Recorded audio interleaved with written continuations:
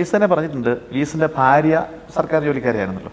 ഭാര്യ ഉണ്ടായിരുന്നുകൊണ്ട്, അവർ സ്ഥിര വരുമാനം ഉണ്ടായിരുന്നുകൊണ്ട് പാർട്ടി പ്രവർത്തനത്തിന് ഒത്തിരിയേറെ സ്വാതന്ത്ര്യം കിട്ടിയിരുന്നെന്ന്. കാരണം കുടുംബത്തിന്റെ കാര്യം അന്വേഷിക്കേണ്ട.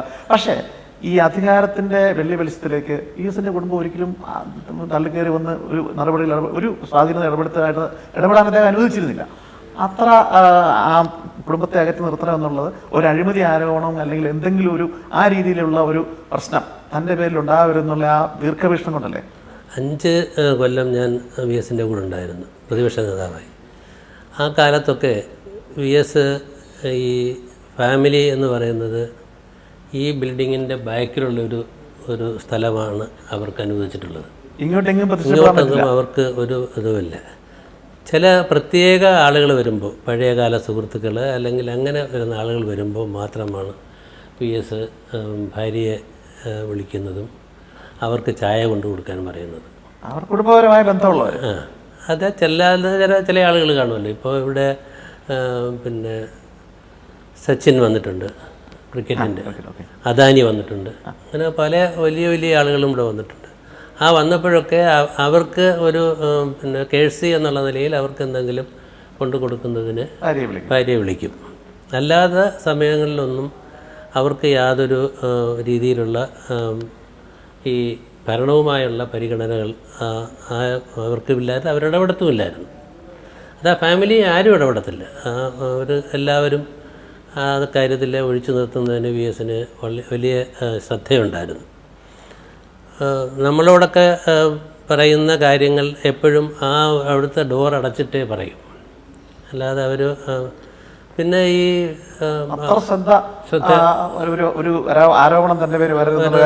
ശ്രദ്ധയുണ്ടായിരുന്നു.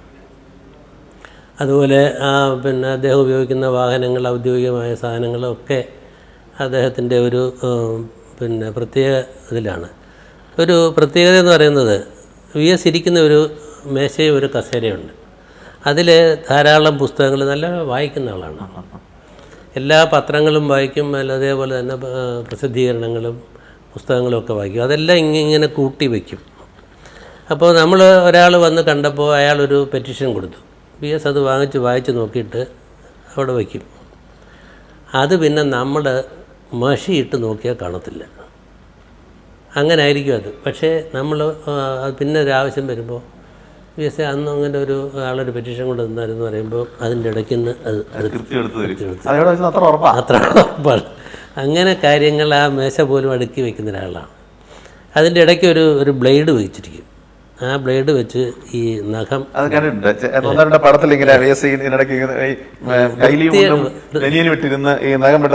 വൃത്തിയുടെ കാര്യത്തിൽ വി എസ് ഒരു പിന്നെ മാതൃകയാണ്. വി എസ് പുറത്തു പോയാൽ ആ ഡ്രസ്സ് അപ്പം മാറും.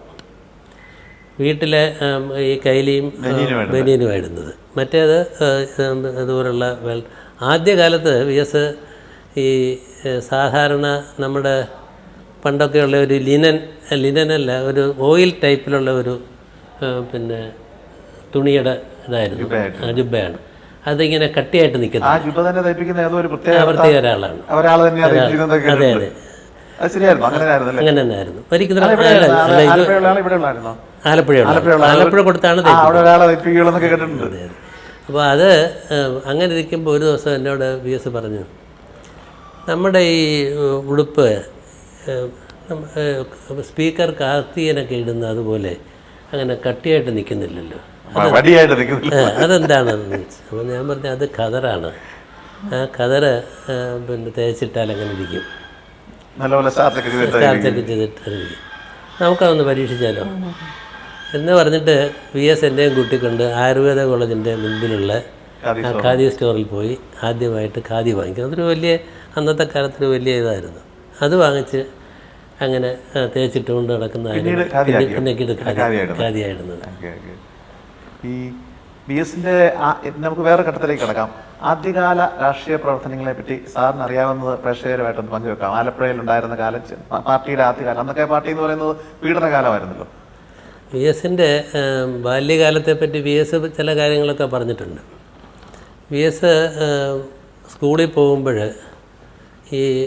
അന്ന് ഈ ഒരു സവർണ വർണ്ണ വ്യത്യാസമൊക്കെ കാലമായിരുന്നു. അപ്പോൾ ഈ വി എസിനെ പല ആളുകളും ഇങ്ങനെ പല കുട്ടികളും ഉപദ്രവിക്കുന്ന ഒരു ഇതുണ്ടായിരുന്നു. അപ്പോൾ അന്ന് വി എസിൻ്റെ അച്ഛൻ ഒരു പിന്നെ അരഞ്ഞാണം തീർത്ത് കൊടുത്തു, കട്ടിയിലുള്ള ഒരു അരഞ്ഞാണം. അപ്പോൾ അത് ഈ ഉപദ്രവിക്കാൻ വരുന്ന ആളുകളെ അടിക്കാനായിരുന്നു. അങ്ങനെ അന്നേ ഒരു ഫൈറ്ററായിട്ടാണ്. അല്ല, വി എസ് തന്നെ പറഞ്ഞിട്ടുണ്ട്, ആദ്യകാല രാഷ്ട്രീയ പ്രവർത്തനത്തിന് പോകുമ്പോൾ ഇറങ്ങി പോകുമ്പോൾ തിരിച്ചു വരുന്നത് ശവമായിട്ടാണോ വല്ലവരെയും കൊന്നിട്ടാണോ ഒന്നും ഉറപ്പിക്കാൻ പറ്റില്ല. അന്നത്തെ രാഷ്ട്രീയ പ്രവർത്തനം അങ്ങനെ ആയിരുന്നു. കാരണം ഒളിച്ചും പാത്തല്ലേ അന്ന് കമ്മ്യൂണിസ്റ്റുകാർ നടന്നിരുന്നു. കമ്മ്യൂണിസ്റ്റ് പാർട്ടി നിരോധിച്ചിരുന്ന കാലം ഒരു രീതിയിലും അങ്ങനെയുള്ളവരെ പുറത്ത് കണ്ടാൽ പോലും ആളുകൾ അത് അന്നത്തെ ഒരു പ്രത്യേകത എന്ന് പറഞ്ഞാൽ സവർണറല്ല, അപ്പർ കാസ്റ്റ് മുഴുവൻ ഏതാണ്ട് എതിരെന്ന് പറയാം. അതുപോലെ പോലീസ് നടക്കില്ലേ, പോയാൽ കൂറ മർദ്ദനങ്ങൾ. ആ കാലത്തൊക്കെ വി എസ് എൻ്റെ ഓർമ്മയിൽ ഈ കയർ തൊഴിലാളികളെ സംഘടിപ്പിക്കുന്നതിലും അതേപോലെ തന്നെ ഈ കർഷക തൊഴിലാളികളെ സംഘടിപ്പിക്കുന്നതിലുമാണ് വി എസ്. അതിലാണ് വി എസ് ഒരു വലിയ രീതിയിലുള്ള പ്രവർത്തനം ആദ്യകാലത്ത് നടത്തിയിരുന്നത്. അതിനു വേണ്ടി വി എസ് പിന്നെ വളരെ ഈ എന്താ പറയുന്നത്, വളരെ അങ്ങ് ആഴ്ന്നിറങ്ങിച്ചെന്നാണ് പ്രവർത്തനം. ഓരോ ഇതിലും ഈ കയർ തൊഴിലാളികളുടെ കാര്യത്തിലായാലും ഈ കർഷക തൊഴിലാളികളുടെ കാര്യത്തിലായാലും വലിയ രീതിയിലുള്ള അവരുമായിട്ട് ചേർന്ന് പ്രവർത്തിക്കുന്ന ഒരു രീതിയായിരുന്നു. അത് കഴിഞ്ഞിട്ടാണ് അദ്ദേഹം ഈ പൊതു രാഷ്ട്രീയത്തിലേക്ക് വരുന്നത്. അത്രയും മാത്രമേ എനിക്ക് ആ കാര്യത്തെ പറ്റി പറഞ്ഞു കേട്ടുള്ള ഓർമ്മയുള്ളൂ. ഈ വി എസിന്റെ ജയിൽവാസങ്ങളെ പറ്റി സാറിന് അന്ന് വി എസ് പറഞ്ഞു കേട്ടിട്ടുണ്ട്. വി എസിനെ പോലീസ് അറസ്റ്റ് ചെയ്ത് കൂടെ വേറെ ആരൊക്കെ ഉണ്ടായിരുന്നു. ബയണറ്റിനെ കാൽവരികളുടെ ഇടയിൽ കുത്തിയപ്പോഴും വി എസ് കരയെ നിലവിളിക്കുകയല്ല ഇത് ഇൻക്ലാബ്സ് ഉണ്ടാവാതെന്ന് ഉറച്ചു വിളി, അത്ര തൻ്റെടിയായിരുന്നു കേട്ടിട്ടുണ്ട്. അതേപറ്റി ഒരു തൻ്റെടി വി എസ് വലിയ തൻ്റെടിയായിരുന്നു. എപ്പോഴും ആ ഒരു തൻ്റെടം, ആരെയും എതിർക്കുന്നതിനും ഒന്നിനും പിന്നെ ഒതുങ്ങിക്കൊടുക്കാത്ത ഒരു ശക്തനായ മനുഷ്യനാണ്. ഇത് പറയുന്നത് മൂന്നാറിൽ വെച്ചാണ്. അവിടുന്ന് ഇദ്ദേഹത്തെ അറസ്റ്റ് ചെയ്തിട്ട് അവിടുത്തെ ലാക്കോപ്പിലിട്ടു. ഇപ്പോഴും ഉണ്ട്. എന്നിട്ട് ഈ ലോക്കപ്പിൽ കിടന്ന വി എസിൻ്റെ കൈ അതിൽ കെട്ടിക്കൊണ്ട് കാല് പുറത്തോട്ട് പിടിച്ചിട്ടാണ് ബയണറ്റിനാണ് കുത്തി. അത് സാക്ഷികളുണ്ടായിരുന്നു. അപ്പോൾ ഇദ്ദേഹത്തിൻ്റെ കൂടെ കിടന്നത് ഒരു കള്ളനാണ്. ഇത് കഴിഞ്ഞിത് പഴുത്ത് സെപ്റ്റിക്കായി വി എസിൻ്റെ ബോധമൊക്കെ പോയപ്പോൾ വി എസിനെ എടുത്ത് എവിടെയെങ്കിലും കൊണ്ട് കളയാൻ വേണ്ടി ഈ കള്ളനെയും കൂട്ടി ഒരു പോലീസുകാരനുമായിട്ട് ഇവർ എവിടെയെങ്കിലും ഉപേക്ഷിക്കാൻ വേണ്ടി പോയപ്പോൾ ഇദ്ദേഹം അനങ്ങുന്നു. അപ്പോൾ കള്ളൻ പറഞ്ഞു, സാറേ നമ്മൾ ആയിട്ട് കൊണ്ടുവന്ന് കളയണ്ട, ഇവിടെ ഉടങ്ങാൻ ഇട്ടേക്ക്, അയാൾക്ക് ആയുസുണ്ടെങ്കിൽ അയാൾ ജീവിച്ചു പോട്ടെന്ന്. അങ്ങനെ അവിടെ കിടന്ന് ആരോ കണ്ടാണ് പിന്നെ കോട്ടയം ആശുപത്രിയിലേക്ക് കൊണ്ടുവന്ന് ജീവിതം തിരിച്ചു കിട്ടിയ ആളാണ്. മരണത്തിൻ്റെ വക്കിൽ ചെന്നിട്ട് തിരിച്ചു വന്ന ആളാണ്. ഇന്നത്തെ രാഷ്ട്രീയ നേതാക്കന്മാർ പല അവകാശപ്പെടുന്നത് ഞാനൊരു ബസ്സിനിട്ട് കല്ലെറിഞ്ഞു, 2 ദിവസം ജയിലിലിട്ടു. അത് വെച്ച് നോക്കുമ്പോൾ ഈ പാർട്ടിക്ക് വേണ്ടി എന്തെല്ലാം സഫറിങ്സ്, ഒരുപാട് സഫറിങ്സ് അടിയന്തരാവസ്ഥ കാലത്തും കംപ്ലീറ്റ് ജയിലായിരുന്നു. അന്ന് പിന്നെ ഇതുപോലുള്ള പീഡനങ്ങൾ ഏൽക്കേണ്ടി വന്നോ എന്ന് സംശയമുണ്ട്. പീഡനങ്ങൾ ഏൽക്കേണ്ടി വന്ന് കാണുമായിരിക്കുമല്ലോ. അന്നത്തെ പോലീസും പിന്നെ അന്നത്തെ ജയിലും ഒക്കെ ഇല്ലേ, അത് കയറുമ്പോഴുള്ള അടിയും ഇറങ്ങുമ്പോഴുള്ള അടിയും നടയടി എന്നൊക്കെ പറയുന്ന സാധനങ്ങളൊക്കെ പോരാൻ പറ്റത്തില്ലല്ലോ. അതൊക്കെ കിട്ടിക്കാണും.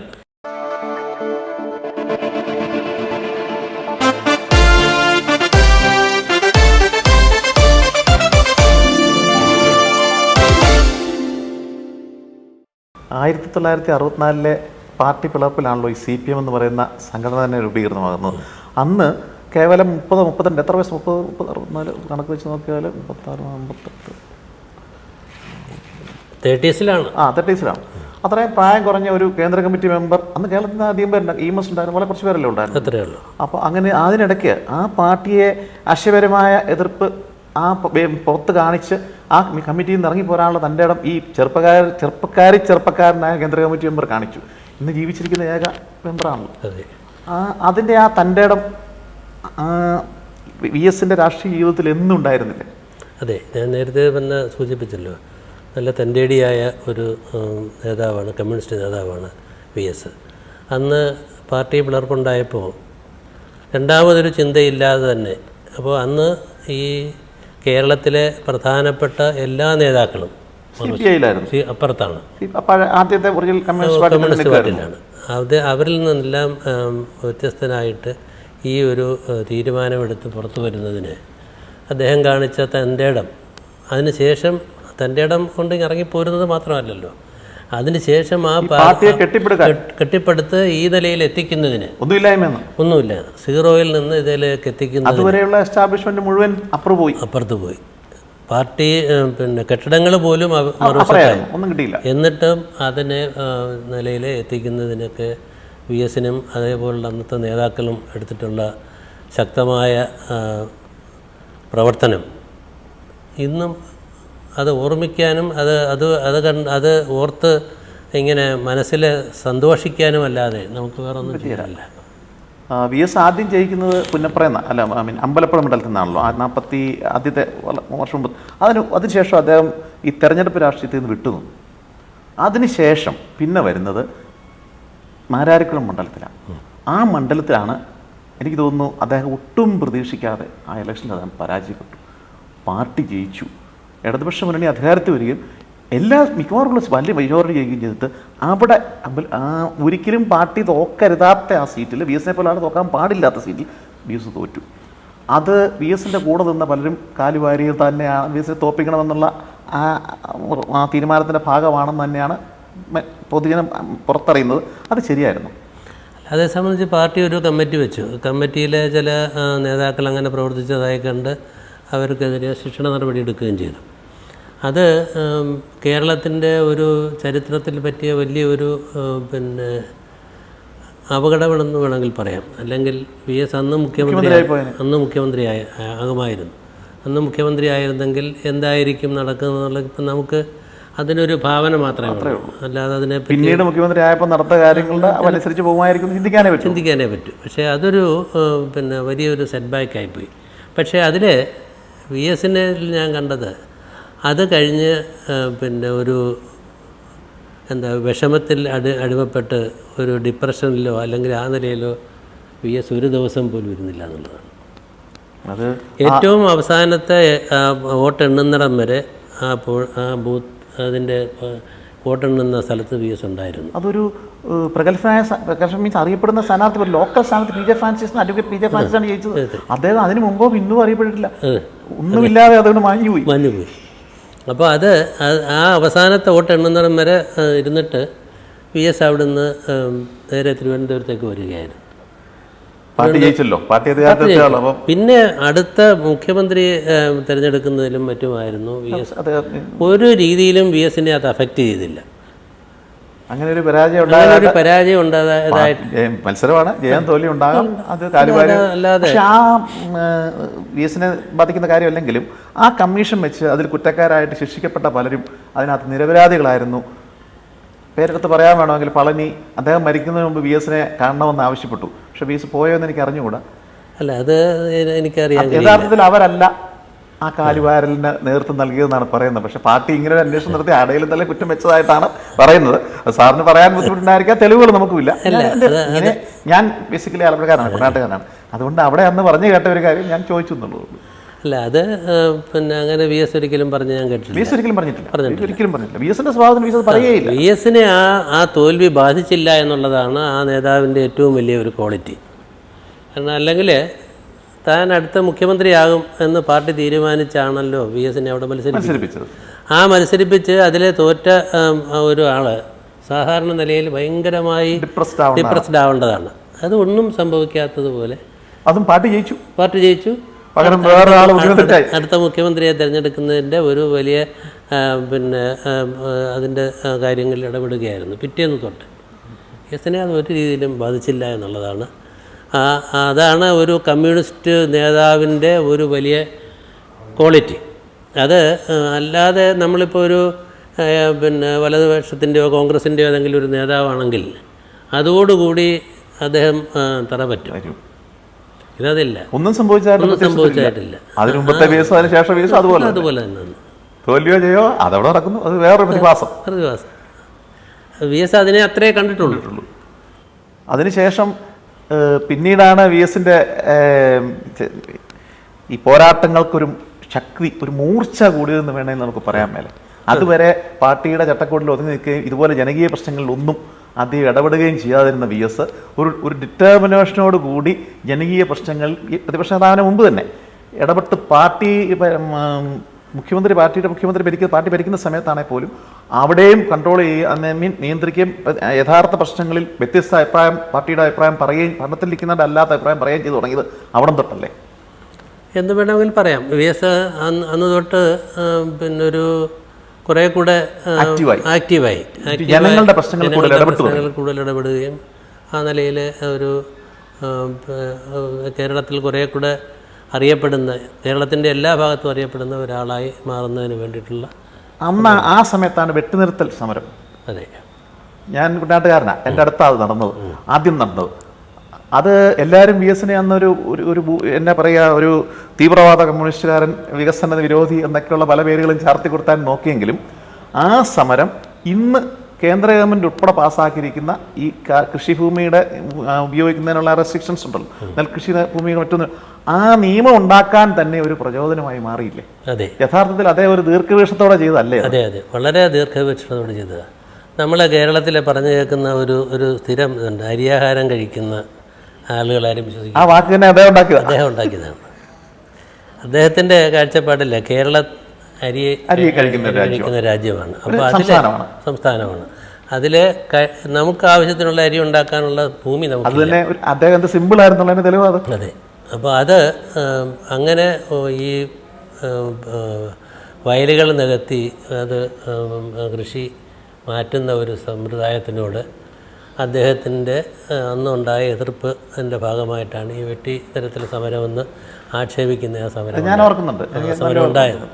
പക്ഷേ അതിനുശേഷം നേരത്തെ ഇവിടെ സൂചിപ്പിച്ചതുപോലെ അത് കേരളത്തിലൊരു നിയമം വന്നു, പിന്നെ കേന്ദ്രത്തിൽ നിയമം വന്നു.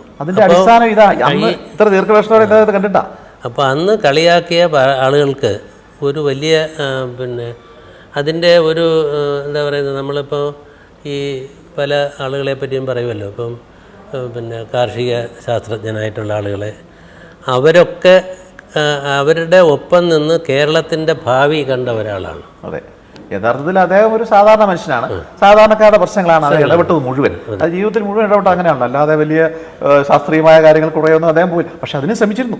കാരണം അറിവില്ലാത്ത കാര്യങ്ങളിൽ ഇപ്പം സാർ തന്നെ പറഞ്ഞതുപോലെ ഇംഗ്ലീഷിലുള്ള ഒരു എഗ്രിമെൻറ്റ് അത് ട്രാൻസ്ലേറ്റ് ചെയ്ത് അത് ലഘുവായ മനസ്സിലാകാത്ത മലയാളത്തിലേക്ക് മാറ്റി അത് പഠിച്ച് അതിന് ആ ശേഷിയും ആ ഉത്സുകതയും VS കാണിച്ചിരുന്നു. അപ്പോൾ ഇനി അതിനുശേഷം ആ പോരാട്ടങ്ങളുടെ ഭാഗമായിട്ട് വീണ്ടും അദ്ദേഹത്തിന് സീറ്റ് കിട്ടിയെന്ന് പറഞ്ഞാൽ സീറ്റ് കൊടുക്കാനും അത് നമ്മൾ നേരത്തെ മെൻഷൻ ചെയ്തതാണ്. ഇവിടെ 2006 പിന്നെ മത്സരിക്കുന്നത് വരുന്നത്. അന്ന് VS സീറ്റ് നിഷേധിച്ചു. അന്നൊരു അനുസരണയുള്ള കമ്മ്യൂണിസ്റ്റുകാരനായിട്ടല്ലേ VS. അതെ, അദ്ദേഹം ഒരിടത്തും പോയി എനിക്ക് സീറ്റ് തരണമെന്ന് പറഞ്ഞാൽ ഒരു പത്രക്കാരൻ റിപ്പോർട്ട് ചെയ്തില്ല. ശരിയല്ലേ? അതെ. പക്ഷെ ജനങ്ങൾ പ്രതിഷേധിച്ചു. ഇവിടെ ശരിക്കും ഏതാണ്ട് ഒരു സെമി കലാപത്തിന്റെ ഒരു ഇതിലേക്ക് ഇല്ല, ശരിക്കും ഒരു പ്രതിഷേധമല്ല, ഒരു കലാപത്തിന്റെ ആയിരുന്നു. ഇവിടെ വന്നെന്ന് സാറ് പറഞ്ഞു, AKG സെന്ററിൽ ചെന്നില്ലേ? അവിടെ ഉണ്ടായിരുന്നു പ്രതിഷേധം, ഒരു വലിയ രീതിയിൽ അതിന് ഉയർന്നു വന്നു. എവിടെ? ഡൽഹി ചെന്നു, മലയാളികളുടെ തക്ക പ്രതിഷേധം, ബാംഗ്ലൂർ പ്രതിഷേധം ഒക്കെ പ്രതിഷേധിച്ചു. അപ്പം അതിൻ്റെ അർത്ഥം ഇദ്ദേഹത്തിൻ്റെ പ്രവർത്തികളെ ജനങ്ങൾ വാച്ച് ചെയ്യുന്നുണ്ടായിരുന്നു. അവർക്ക് VS എത്രമാത്രം സമ്മതനായിരുന്നു എന്നുള്ള തെളിവല്ലേ അത്? അതെ. ഇനി അതിനിടയ്ക്ക് VSന് ക്യാപിറ്റൽ പനിഷ്മെൻറ്റ് കൊടുക്കണമെന്ന് വരെ പാർട്ടിയിൽ നിന്ന് പറഞ്ഞതായിട്ട് പത്രങ്ങൾ റിപ്പോർട്ട് ചെയ്തു. ചെറുപ്പക്കാരായ ചില നേതാക്കൾ VSന്റെ കൊച്ചുമക്കളാകാൻ പോലും അർഹതയില്ലാത്ത, യാതൊരുവിധ ബുദ്ധിമുട്ടും പാർട്ടിക്ക് വേണ്ടി സഹിക്കാത്ത, ഞാൻ ഈ മുമ്പ് പറഞ്ഞ പോലെ ബസ്സിനിട്ട് കല്ലെറിയാൻ പോലും പോയിട്ടില്ല, അങ്ങനെയുള്ളവരൊക്കെ VSന് ക്യാപിറ്റൽ പനിഷ്മെൻറ്റ് വരെ, ആ വാക്കിൻ്റെ അർത്ഥം എന്നാന്ന് പോലും അറിയാൻ മേലാത്ത ആൾ ഇതുണ്ടാക്കിയ ആളെ ഇങ്ങനെ ശിക്ഷിക്കണമെന്നൊക്കെ പറഞ്ഞതായിട്ട് കേട്ടു. പക്ഷേ അദ്ദേഹം മത്സരിച്ചപ്പോഴും VSന്റെ പടം വെക്കണമായിരുന്നു, ആദ്യം അങ്ങോട്ട് വരണമെന്നാണ് പറഞ്ഞത്.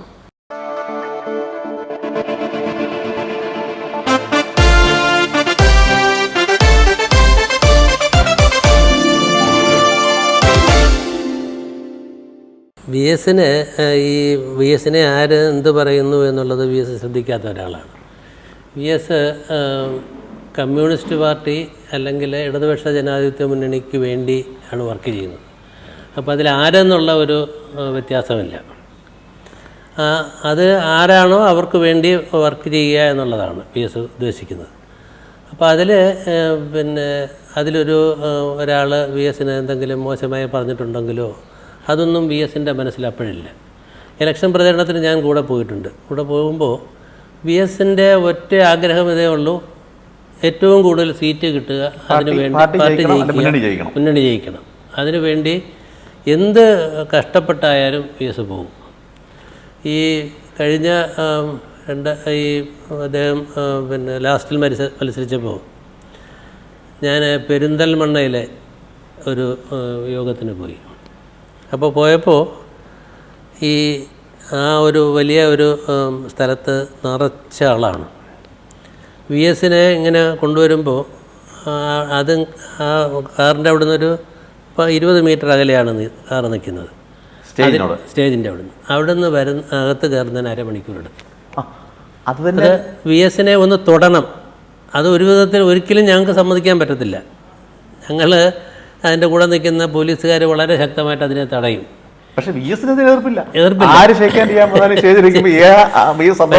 പലരായിട്ട് തൊടുമ്പോൾ ഈ ഇത്രയും ഇതായിട്ടുള്ള കൈയൊക്കെ പ്രശ്നമാവും. അതുകൊണ്ട് അതിൽ നമ്മൾ ശ്രദ്ധിച്ചിരുന്നു. പക്ഷേ വി എസ് ആരെയും തുടരുമെന്ന് പറഞ്ഞായിട്ട് അങ്ങനെ ആരെയും മാറ്റി. വി എസിന്റെ ശക്തി തന്നെ അതായിരുന്നു. എല്ലാവരും കയറുമ്പോൾ ആ ഒരു നീട്ടിയും കുറുക്കുള്ള പ്രസംഗത്തിനിടയ്ക്ക് അത് കഴിയുമ്പോൾ കരഘോഷം മുടക്കുമ്പോൾ ഒന്നുകൂടെ സ്പിരിറ്റ് കൂടുകയാണ്.